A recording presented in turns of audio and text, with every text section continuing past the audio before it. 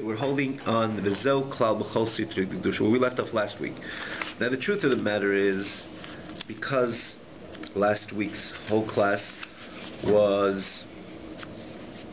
pretty elaborate, or the words of the Tanya, this first part demands kind of an explanation.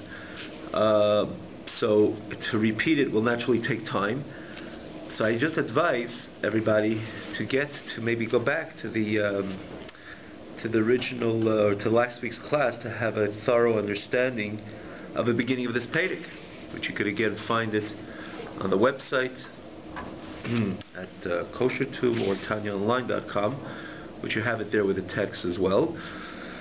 So we in order to be able to continue and to follow, but let's try to recap it very, very briefly. Again, it's not fair to take the time to elaborate much on it, but just to get the flow. So the Rebbe says that the pasuk says Ner Hashem Nishmas Adam. The pasuk says Ner Hashem Nishmas Adam. At the candle of God is similar to the neshama of man, of the Yid. So we ask, so the Alter Rebbe points out, we know that the neshama is a chelik elokam imal. It's part of HaKadosh Baruch Hu. Because it's part of HaKadosh Baruch Hu, so why does the pasuk emphasize the idea, the notion of Neir? What's in it with the candle? Neir Hashem Nishmas Adam. Katuva pasuk. It says in the pasuk. Excuse me. It says in the pasuk. Is that a pasuk of Mishlei? I'm sorry. Sorry? Is that a pasuk of Mishlei? Yes, correct. Thank you. It is says the pasuk is in Mishlei, but in the Teda should be in Teda it says that the Chelik Hashem Hashem, the Yid is part of HaKadosh Baruch Hu. It says elsewhere that Yid is Chelik Elokam Imal. It's part of Hashem. Why does Mishlei add the idea of Neir, a candle? So the Rebbe explains last week we learned that it's a precise expression, or expression with precise precision. That just like a Neir, even though the fire is part of all objects, physical objects which exist in Elam Haza, in this physical world, yet we find the nature of fire is so different than the nature of everything else in this world. That everything gravitates downwards, and if you look at fire, it's always jumping to ascend on high.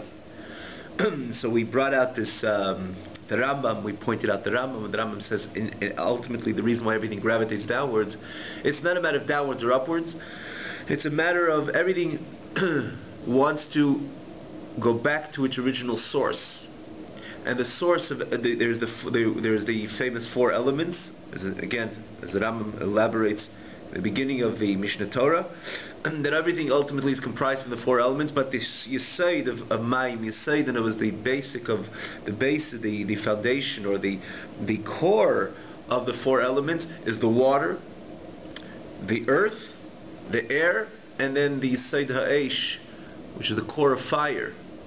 And therefore everything gravitates downwards, because ultimately everything is, and air would actually just not necessarily gravitate downwards, because everything wants to consume, get back to its original source. So the source of earth and water are below, therefore everything, and again, as the Rambam explains ba'arichus at length, that everything is comprised from these four elements. Many objects, the significant majority of their makeup is Maim and Ofer, maybe even Ruach, but namely Maim and Ofer, therefore everything gravitates downwards. The Yesod Ha'esh, the Rambam writes, is Tachas Galgal HaYerech, it's under the Galgal, the sphere of the moon. And therefore, because it's on high. So ultimately, this fire is not so much doing opposite than, even though on the surface it seems doing opposite than everything in this physical world, yet there's the common denominator between everything, because this fire is ultimately ascending on high, because that's where its shadish is. Another difference between fire and the other three elements is that the Yesod of Eish Ruach Mayim is ultimately water. It's ultimately the physical water, the way we know it, and the earth, and ultimately air. Which means it's similar to this which emanates from it, the Eish Ruach Mayim, which we have in all parts of creation.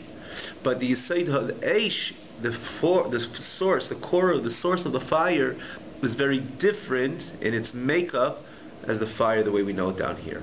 Now the Rambam makes it very clear, it's not a ball of fire, tachas galgal hayarech, under the sphere of the moon.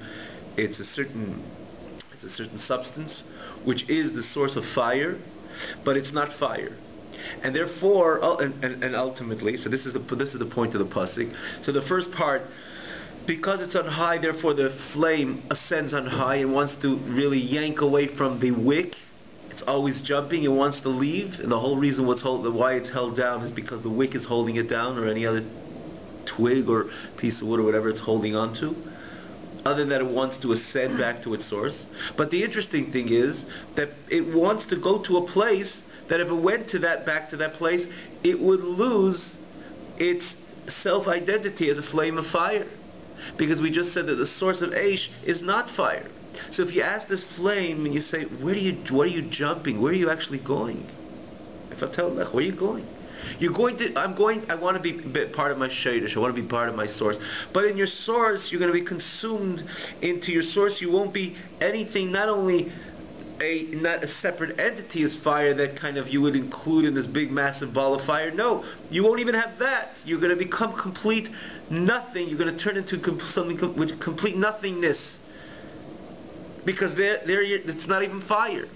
You will be consumed into a state that your whole mitzias, your whole combination, a composition now as a flame of fire will completely disappear into complete nothingness. So where are you going? The fire doesn't want to hear that. And the fire doesn't want to hear that. It doesn't care about that.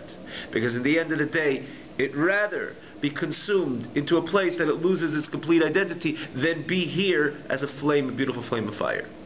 And how do we know it doesn't want to listen to it? Look at the flame. Light a little match and you'll see the flame is going. So it's something it wants to. So the whole notion of a flame want to be being consumed in its source in a way that it loses its whole identity. It's heipach hateva. It's heipach haseichel rather. It's heipach hatam, heipach hadas. Contrary to the rationale, the basic rationale, as we explained last week. Everything wants its existence. Everything wants to be all the time. This notion of wanting to consume into a place that you will be not is something which doesn't make sense. But it doesn't matter if it makes sense or not. That's the fire. This is what the pasuk says. Neir Hashem nishma sadam. Not only the man is part of God ultimately, but the godliness within the yid could ultimately not express itself in the same manner, or again, not necessarily search or seek or want to consume into its source. The pasuk says no. Neir Hashem nishma sadam. That ultimately the neshama, from the perspective of the neshama, it wants to consume into its source, which is the infinite light of HaKadosh Baruch Hu, Chaya Chai Mein Sof Baruch Hu, the infinite light of HaKadosh Baruch Hu, to the extent that the neshama, now it's a particular energy with a function, with with the ability to perform and so on. The neshama itself would rather, on its own, be consumed into the overwhelming light of HaKadosh Baruch Hu, and in that sense, it will lose its state of its own performing entity and be consumed into the bigger picture of the Ein Sof Baruch Hu. And again, it does not make sense. Why would the neshama want, even it doesn't want to remove itself from HaKadosh Baruch Hu. It wants to even, you could say, well, it wants to live a holy life, and apparently from the perspective of wanting to live a holy life because it's a neshama which is part of God, that should have been sufficient for the neshama. And we say no, the neshama wants to go beyond that, not only to perform with holy performances, but the neshama wants to completely consume. It becomes completely be part of the Ein Sof, the infinite light, despite that if it would consume into the infinite light, it loses its whole identity as a neshama. May it be even a holy neshama. And yet, this is the very nature, this is the teva of the neshama. Now, Rebbe says, the lashon teva over here, nature is something which is many times used as a term which don't ask questions. It doesn't make sense. We even mentioned last week like the concept like Mother Nature. It's going to rain. It's going to be shiny. It's going to rain. It's going to snow. Don't ask questions. This is the way it is. Don't look for the reason why that Monday it's going to rain. Nature has many different connotations. One of the ways I want to say this is it. don't try to make sense of it, the expression of teva. This is the way it is naturally. And the same thing, this teva of the neshama, similar to the teva of the eish, is something that doesn't make sense. It's l'mayla mitavadas. It transcends any rationale, because again, by nature, everything wants to exist. Kol davar reitz b'kiyum, it wants to maintain its mere existence. In this case, the nature of the neshama, similar to the nature of the candle, wants to rather be in a state of not than a state of to be. Now, Rebbe associates it with the koyach ma of the neshama, and the koyach ma of the neshama, and again, this is based on a class which we had 2 weeks ago and 3 weeks ago, and so on. So this is where we are going to continue. The zeu klal. The zeu klal b'chol sita d'kedusha.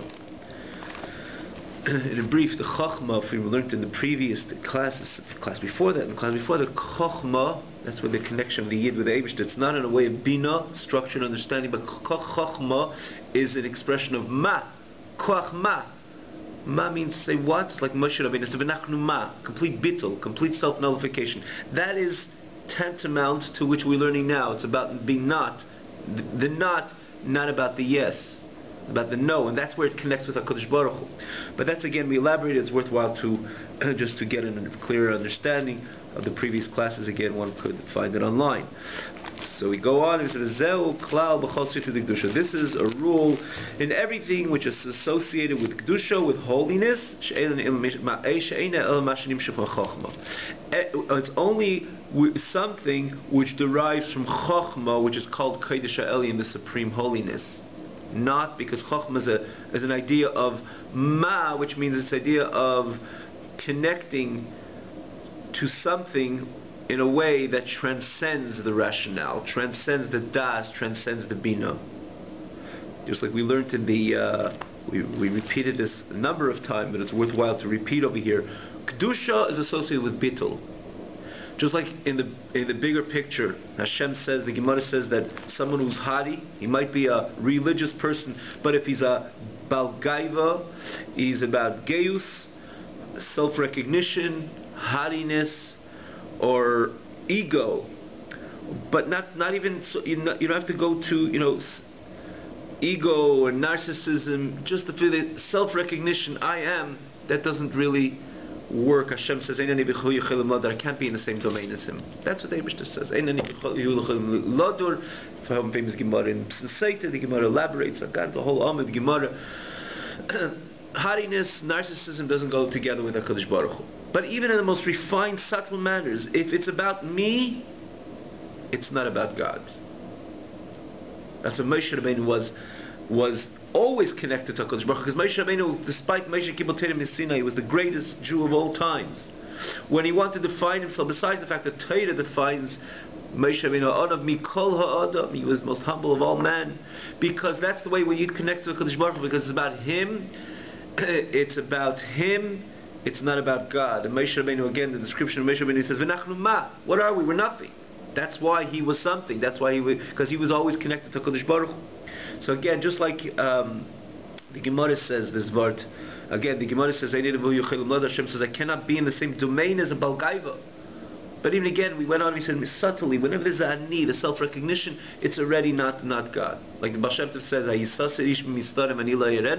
a famous pasuk. Hashem says, could someone hide in any hiding place and I won't see him? Says the Touch the Baal Shem Tov, he says, this message of ani, self-recognition, how it contradicts the divine presence within this individual, which demonstrates or has the self-recognition, is clear in the pasuk, and it says it depends where you put the pause.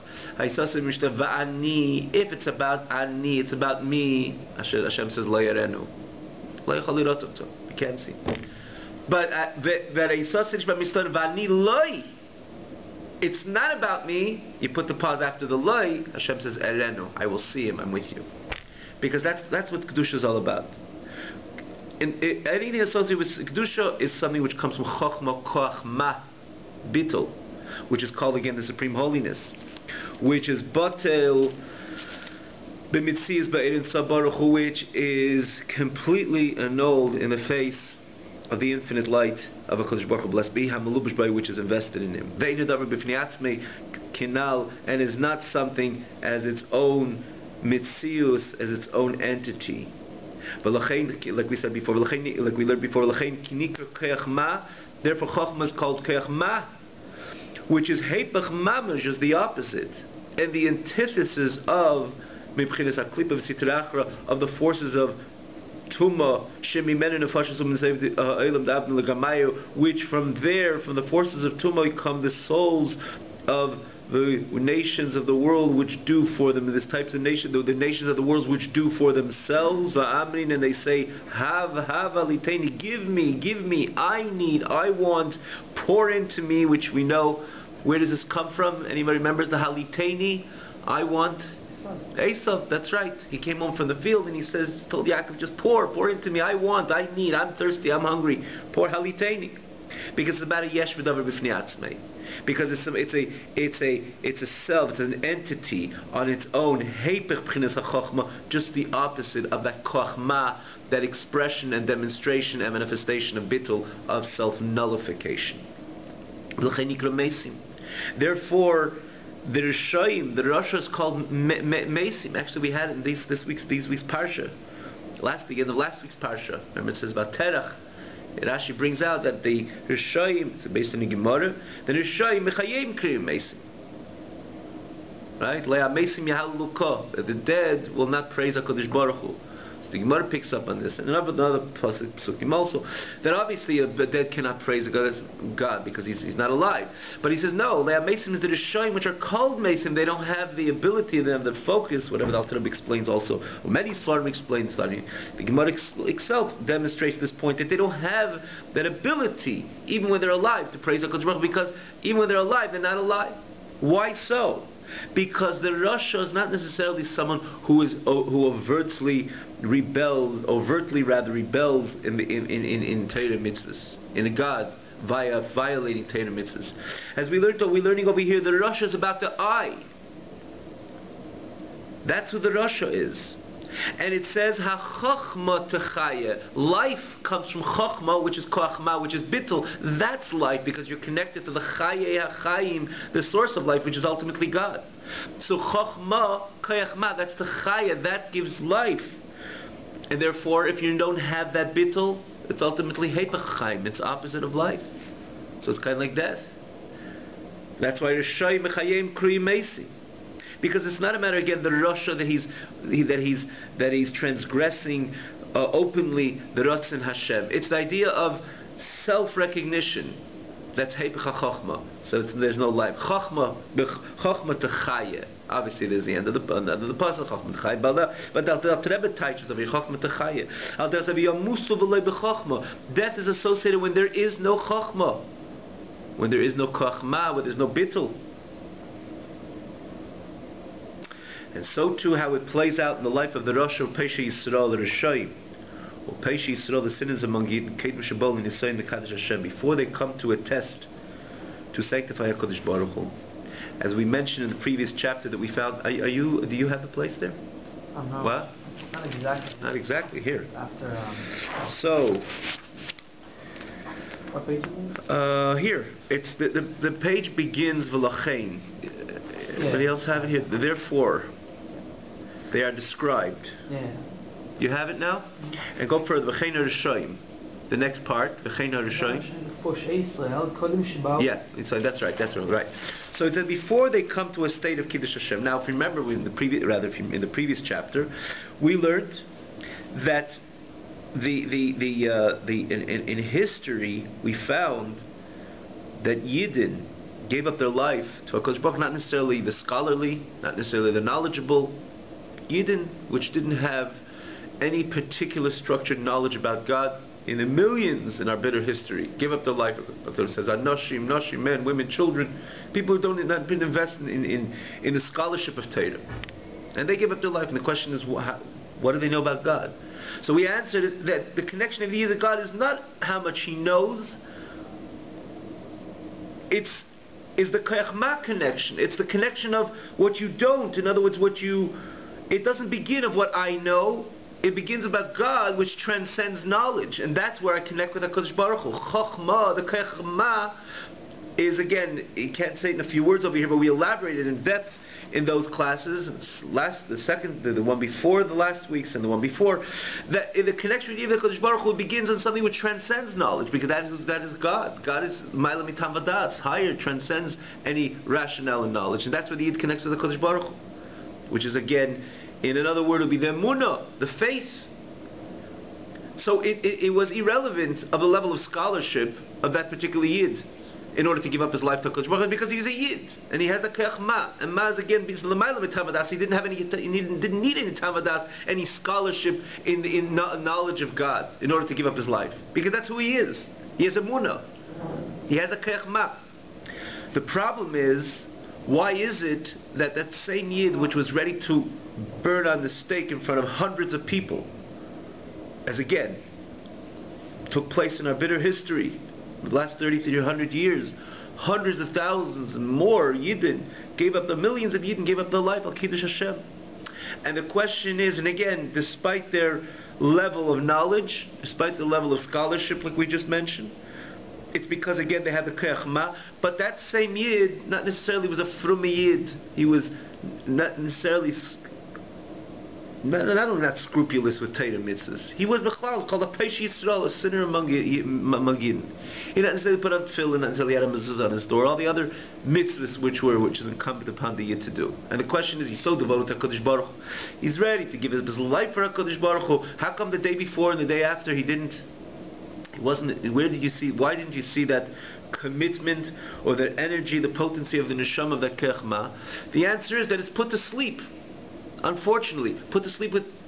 Later, Dr. Rebbe will point out it's a silly idea also, because in the end of the day, every mitzvah we have to realize, based on the Medrash said, that every mitzvah is Anecha Hashem Alekecha, and every aveira is Leil Chalakim Acheim Al Panai. Which means every mitzvah person has to look at it in the same way. This is Kiddush Hashem and Anecha Hashem Lekecha. Leil Chalakim Acherim is Chas Hashem, and I violate that mitzvah. Say, Leisa said again, based on this medrash, I'm violating that. I'm renouncing the oneness of Hashem. It's also a ruach shtus. It's a spirit of folly which allows the person to differentiate between final Kiddush Hashem and not the performance of Torah mitzvahs. It's something which it's based on a nonsense as well. But this is part of the shtus, this is part of that folly spirit which covers up over the truth. But when it comes to formally, the Yid, when he's placed in a situation about that he knows that he cannot camouflage that scenario by saying, no, this is not the real deal. He's placed in front of an idol, like the story with Chana and her 7 sons, or for this reason, where Yidden had to give up their life for HaKadosh Baruch Hu, is because they were placed in a test of announcing or renouncing the oneness of Hashem. Are you going to accept that? You're going to throw away Yiddishkeit and renounce the oneness of a God and accept Chas v'Shalom another religion? And the Yid said no, and they would be killed. If it was this religion or that religion, the times of the Rambam, or this was the bitter history which we're coming from.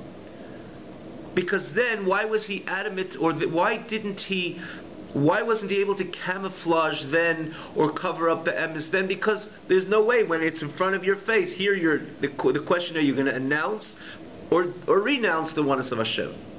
When it comes to a mitzvah, one mitzvah, another mitzvah, this is part of the Ruach Shtus. Now it's not the real deal. I'm not formally renouncing the oneness of Hashem. I'm not doing what Hashem wants me to do. Or the same thing mitzvah say is putting on tefillin Anechi Hashem Lekecha. I don't feel that way. But the emes, it is so, based on the Medrash. Not the Rebbe brings it from the emes, it is so, based on the Chazal. Gemara says it as well. But we're talking about in the mind of the Rasha, in the mind of a Peish Yisrael, which he wants to continue to do what he wants to do. He, when it came to giving up his life for Kiddush Hashem, in other words, to sanctify Hashem's name, when he was placed in a situation where there were only one alternative: are you going to announce or renounce the oneness of Hashem? All of a sudden, what sprung up to the surface was that kochma which exists within every single Yid. And that Chachma transcends any rationale. And there's no cheshbonot, there's no calculation. Well, yesterday I wasn't a From Yid, and tomorrow if I remain alive, who knows if I'm going to be a From Yid. Nothing came, there was nothing, there's no cheshbonus came, because the whole idea of Chachma transcends any rationale. There is no rationale. So what was manifest, what was his neshama? A neshama is Chachma, which is again connected to the Kadosh Baruch Hu, which is also l'mayla mitamadas, transcends rationale and knowledge. He gave up his life. It wasn't a question. Here the Alter Rebbe says the situation of the Rosh and the Pesach Yisrael before he came to attest to sanctify Kadosh Baruch Hu's name. So what happened to this Chachma? It was kind of put to sleep. It was on hold. It wasn't. Is not in a state of manifestation. That level of Chachma, which was the drive for Mesiras Nefesh for the same person, when it came to an Isai Mekadesh Hashem, as opposed to a time with prior to his test to sanctify Kadosh Baruch Hu's name, that Chacham with the godly spark from the infinite light, from the light of the infinite God, blessed be He, which is invested in that godly spark. It's in a state of galus. That's just camouflage. It's covered. It's in a state of exile in their body, with their bodily drives and needs. But then Nefesh Bahami is with their animalistic inclination. Mitzad klipa, which the Nefesh Bahamis comes from the klipa, like we learned Shebachol Lasmali, which is on the left side of the Shabalev, which is on the left side of the heart, Hameleches and Meisheles Begufam, which is the driving force and the dominant force in the body of the Rosh Hashanah, Golus Hashchina, similar to the phenomenon of Golus Hashchina, the exile of the divine presence. What does it mean, the exile of the divine presence? Because Baruch Hu is Malay Kolaretz Kavedi, everything is Hashem, and Hashem is everything, and in Mulvade, there's nothing else other than Hashem. How could there be a conduct which is antithetical to HaKadosh Baruch Hu, if Malay Kolaretz Kavedi, if HaKadosh Baruch Hu is everywhere? The answer, this is the notion of Golus Hashchina. Hashem is, and He is everywhere, but He's in a state of galus, in a state of incarceration. Therefore, He doesn't stand in a state of manifestation. He doesn't stand in a state of revelation. It's like Chas v'Shalom, someone who's incarcerated. Is he put in prison? He's here. So when your person in his own home, so he's not only in that place where he is, he's dominant in his home, and he can walk out, and he's in the backyard. You want to go close to him because he's here and he's in his business. It's not because he's in one place does it exclude him from being any other place, maybe physically for the moment, but because he's able to maneuver, he's able to express himself. So he's here in his this room and that room, and in his front yard, backyard, his business, in the street, and the person can make an impact and should make a positive impact in the entire society around him. You know that he's here. You know that he doesn't live in this neighborhood because he's not confined to one place. And take the same scenario, someone Chas v'Shalom is in state of incarceration. You know where he is. He's in that room. Look through the window, you'll see him as well. But there's no expression. There's no expression because he cannot express himself. So here you have a person in a home, and here you have a person in a home, but here he's all around. His impact is everywhere. And here there is no impact because he's surrounded by a thick wall or guards and so on. He's exiled. And that's the same idea. The Shekhinah is everywhere. Malay Kolaretz Kavedi. But it's Golus HaShekhinah. If the Shekhinah was to be manifest and be revealed, obviously, there would be a state of Kedusha everywhere. Golus HaShekhinah means that despite the Eibush is there, but the Eibush himself, the Shekhinah itself is in Golus. How does Shekhinah go into Golus? It's a separate question, it's a separate topic.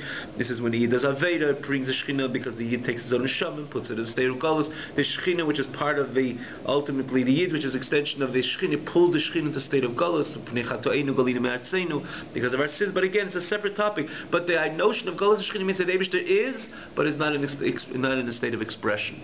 And that's the idea, Golus HaShekhinah. And the same thing, the Yid never loses his Chachma. It's always there. The moment he'll come to a state of Mesiras Nefesh, he'll be put in front of everybody, announce or renounce the reality, the oneness of Hashem, or you'll be killed if you'll announce as opposed to renouncing. He would say clearly, and he did say over the years, take my life. He would say. The same Rasha, the same Paisha Yisrael, because his connection of Kadosh Baruch Hu is not based on his knowledge, not based on yesterday's conduct. What makes him a Yid is that he has the Kech HaChachma. He has the Koach Ma. So automatically he's a Koach Ma, so he's doing what the Eibishter wanted. He cannot do anything else other than the Kaddish Shmei Yisbarach, to sanctify HaKadosh Baruch Hu's name. What happened the day before, the day after? The Alter Rebbe speaks about the day before. It's not that he loses the Koach Ma. That Koach Ma, which is again that godly connection of HaKadosh Baruch Hu, the godly spark, which in that godly spark, because it's Ma, that's where the Ein and Sof Baruch Hu is invested, is right now lost. It's right now incarcerated. It's being dominated by another force. What is the other force? The person's goof, his body, and his bodily desires, and his bodily expressions, and namely his animal soul, which wants to be animalistic and drives the entire body into animalistic areas. And unfortunately, when the person is on the surface express himself in an animalistic manner, that Koach Ma continues, submerges itself, and is surrounded with the gullus, with the incarceration of the Nefesh HaBahamis. And that's similar to the idea of Galus HaShechina. So if it's surrounded by the Nefesh HaBahamis, it doesn't have the ability to express itself and say only God. And therefore, Nikreis Avazu, the Nefesh Elikis, is love, which every godly soul has innately, which essentially and again innately desires and wants to cleave to Hashem, the source of the life of all life, Baruch Hu, blessed be He. That's why it's called B'Shem Ava Mesuteres. It's called a hidden love. Why is it hidden? Because He Musuteres and Mechusa, because it's hidden and covered up, B'Levush Sak, with a garment of a sack of what? Of klipa, of impurity, B'Paishi Yisrael, by the sinners among Eden. And because it's covered, because it's submerged, because it's covered, it's incarcerated in that sack of klipa by Peish Yisrael. Again, it's the sinners among Israel, the sin itself, or the drive to sin, the drive to give in to the lust and temptations of the animal soul, that covers up that purity of the Koach Ma, of the neshama. And that's why it's called Abam Suteres. The love is hidden because again it's covered by this by the Sakti Klipa. And from this, Mimeno Nichnas Ba'aruach Shtus Lachtaim, from there goes synonymous, it goes simultaneous. There that spirit of folly comes to the person Lachtay, to sin. Like the Razal tells us, Eid Adam Chayte, a person doesn't sin only when a spirit of folly will enter into him. If you remember, this is a Gemara. The Gemara again in Seit, it says Kisiste Ishte. Why does the pasuk use the expression siste, that a woman veers off the right way and she would go into areas which don't belong to her? Why does the pasuk say siste, the Gemara asks? And the Gemara answers, because siste, you find the lashon shtus, silliness or spirit of folly, that the woman would do something so unconventional and or want to do something so unconventional and so silly. That's a lashon shtus. But again, it applies to every. The Gemara says it applies to every sin. Which person would ever want to sin, chas v'shalom, rachmana litzlan, to his Creator, to the infinite, to his Creator, the Rebbeinu Shalom, the Ein Sof Chaya Chaim, as the Nefesh, the Lashon in Zayar, the Adam Nefesh Kisechta, the Lashon in Zayar, the Torah speaks about the Karbonis, about a person who sins. So the Zayar says, "V'Nefesh Kisechta Bitmiyah." Bitmiyah means to say it's a wonder. V'Nefesh Kisechta, could a soul ever sin? Because the whole notion of sin is so antithesis to the neshama, which the core of the neshama is the Koach Ma, which only wants to be one with the HaKadosh Baruch Hu, and again is ready to expire, if need be, in the face of HaKadosh Baruch Hu. The problem is that when it doesn't come to that nisayin, and it doesn't see that clarity of announcing or renouncing the oneness of Hashem, you cannot again camouflage this. You cannot exchange it with any other scenario. Therefore, the neshama stands in front of that clarity and makes always the right choice to choose God. But before it comes to that nisayin, to that test, al kiddush Hashem, and then it's again driven by its nefesh habahamis, by its animal soul, by its goof, and so on, which that itself puts that Koach Ma of the neshama, which from there comes the ava, the love, the innate love of the Yid HaKadosh Baruch Hu, puts it in a state of inkargalus, exile. It covers it up, and because it covers it up, so when you don't have clarity, that calls, or that allows a spirit of folly, a spirit of shtus to come to the surface and say, nah, this Aveda is okay and that is Aveda is not okay. That's nothing to do with Anechi Hashem Lekecha or Leilach Halikim Acherim Al Panei. So therefore, and therefore again, and the reason it's only when there's missing clarity, then shtus could come in. When something is very clear, there's no room for shtus. It's because that the potency of the neshama is right now covered with a sakta klipa, because he is a peishi Yisrael, as every sin and every overly indulgence of animalistic drives, lusts, and desires ultimately put the neshama in a deeper level of galus. Then when it's in galus, so it doesn't have the ability to express itself or demonstrate the true clarification of what the neshama itself is. Therefore, it's shayich again. It's like a catch-22 because of he's a peishi Yisrael. So therefore, the neshama, that purity, is completely submerged, and it doesn't allow itself to express the very clarity of it itself, of its own entity as a neshama, as a part of God.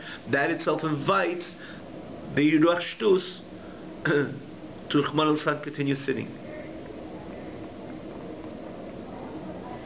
Okay, we should stop, everybody. I don't like to stop in a word of chayte, sinning. So we'll just say another. Just try to say another little small wave over here. Shagolas hazel b'chinas chachma b'chinas hamispashetes mimena b'nefesh kol achiyesa. Avashayrish v'ikish b'chinas chachma sheb'nefesh alikis u'b'meichin v'eni mislavish v'vusak v'klipa sheb'lev b'chol asmal b'chinas golas mamish. Now we'll point this out, Bez Hashem, in the coming week. But Alter Rebbe says, in the end of the day, when something is begolus, when something stands in exile, it doesn't mean that it expires. Even when chas v'sholom, a person is in exile, a person is in prison, Rahman al-Itzlan, it doesn't mean that he expires. He doesn't have the ability to express himself, which is what is really locked up, or was really confined, or was really bordered, or was really hurt, is more the non-ability to express itself. The person itself exists in a very complete manner. Unfortunately, the way the human being is, when you can't express yourself the way he is, chas v'sholom, it could harm the core of the person. People need rehabilitation. But the fact that they ultimately can rehabilitate and they come back to normal life, that shows that there was, on a core level, it never lost, or the core level was never damaged. The problem was more the ability to express itself. And the same way Alter Rebbe says over here, as much as that chokhmah is incarcerated, or is in a galus, is exiled because of levush sak the klipa, in the end of the day, it still maintains itself. It doesn't lose it doesn't expire of it's being a nefesh alikis, or being part of HaKadosh Baruch Hu. It's like you take a diamond, you take a jewel, and put it in the most dirtiest places, between mud or things which are even more dirty. The jewel will always remain a jewel. It won't shine. It won't means it won't express itself. It won't stand in a state of expression, manifestation, because it's all dirty. You can't tell what it is. But the jewel as a jewel will never go away. The fact that it's a jewel. And the biggest proof is, take it out, wash it, clean it, it's going to start shining again. And the same thing Alter Rebbe says over here, it doesn't mean that because the nefesh alikis is completely submerged, it ultimately come to a state of expiration. In other words, to a state that it would expire. No, it always is intact. The problem is that it can't express itself. That's the point of the galus. It can't express itself, so they can't express the clarity of godliness, which this is what the neshama is all about. Therefore, it can call for the next ruach shtus, that non-clarity, which is demonstrated by that folly spirit, which would contribute to the following sin. But in the end of the day, the core of the neshama is always intact, and therefore, when he would come, the same person, which Rahman al-Itzlan continued being the Peish Yisrael, but he would come to a test.